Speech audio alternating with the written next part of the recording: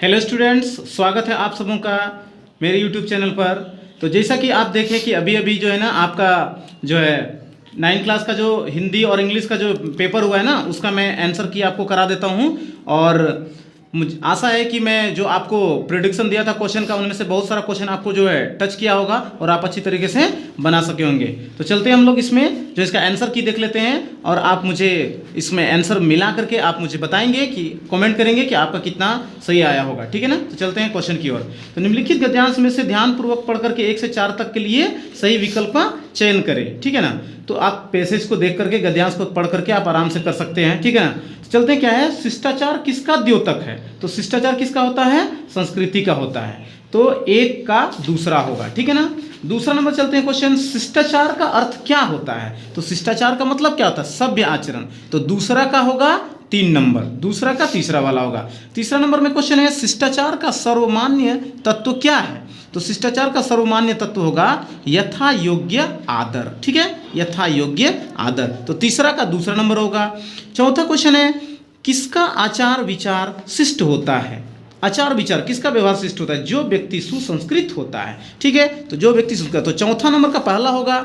चलते हम लोग नेक्स्ट क्वेश्चन में, पूर्व चलने के बटोही बाट की पहचान कर ले पुस्तकों में। ये जो आप पद्यांश देख रहे हो ना, इनमें से आप देखते हैं 5 नंबर। बटोही का क्या अर्थ होता है? बटोही का अर्थ होता है आपका राही। ठीक है ना, राही। नेक्स्ट क्वेश्चन हम लोग का है इसके बाद कि कवि ने किसकी पहचान करने की बात कही है? तो 6 नंबर का आपका होगा पहला। छठा का पहला होगा पथ।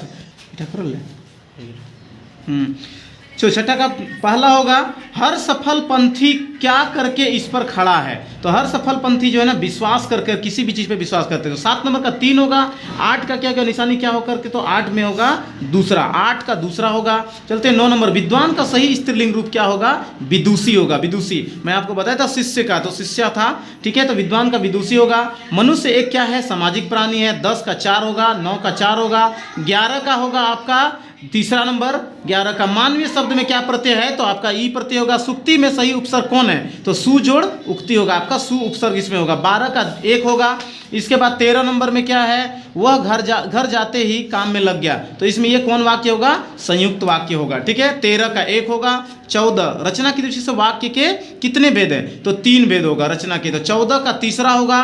15 का होगा, ने चिन्ह का प्रयोग किस कारक में होता है? सॉरी, तो किस कारक में? तो कर्ता। मैं ये बताया था आपको कि निश्चित आएगा, और ये आ गया ना आपका कि कर्ता कारक में ने चिन्ह का प्रयोग होता है। 16 नंबर, 15 का दूसरा, 16 का दूसरा होगा। 16 का भी, मीरा ने भजन गाई है। ठीक है ना, मीरा ने भजन गाई है। 16 का दूसरा हो गया। 17 का, निम्न में से फूल का पर्यायवाची शब्द कौन है? तो सुमन होगा, कुसुम होता है, तो सुमन इसमें आ गया। प्रसाद, प्रसाद का शब्द का सही युग्म क्या होगा? प्रसाद जो लोग लेते हैं तो कृपा लेते हैं, और ये प्रसाद का मतलब होता है महल। तो दूसरा 18 का दूसरा होगा। 19 का सही सरल का विलोम कठिन होगा। 19 का तीसरा होगा। 20 का दूसरा होगा, घोड़े बेचकर सोना। ये क्वेश्चन भी मैं प्रेडिक्ट किया था आपको कि निश्चित आएगा, मैं बताया था निश्चित होकर सोना। तो 20 का दूसरा हो गया। चलते हम लोग 21 नंबर में, प्रस्तुत पद्यांश के कवि कौन है? माखनलाल चतुर्वेदी। मुझे मिली हरियाली डाली, ये माखनलाल चतुर्वेदी द्वारा लिखा गया था। तो 21 का 1 हो गया। 22 का, यहाँ मुझे किसको कहा गया है? यहाँ मुझे किसको कहा गया है? तो इसमें हो गया कैदी को कहा गया था। कैदी को। कैदी का संसार कितने फुट का है? 10 फुट का था। ठीक है, तो 23 का दूसरा होगा। 24 का चलते हम लोग, 24 का पहला होगा। रणभेरी का मतलब युद्ध होता है। ठीक है ना, 24 का पहला होगा। चलते हम लोग 25 नंबर में।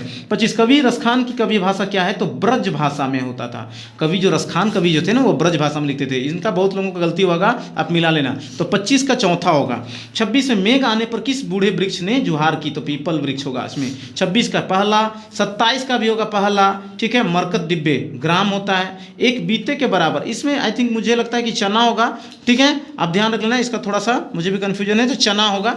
ठीक है, रख लेना। एक बीते के बराबर क्या होता है? छोटा सा पौधा चना होता है। तो अब नेक्स्ट चलते हैं हम लोग 29 नंबर, सालिम अली कौन थे? सालिम अली एक पक्षी विज्ञानी थे, पक्षी विज्ञानी। ठीक है ना, तो 29 का तीसरा होगा। 30 का क्या होगा?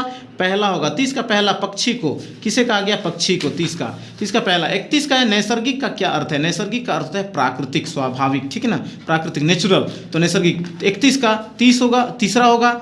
प्रस्तुत गद्यांश किस पाठ का है? तो ये जो गद्यांश है आपके सांवले सपनों की याद की है। तो 32 का चौथा होगा। दोनों बैलों के मालिक कौन है? दोनों बैलों के मालिक कौन थे?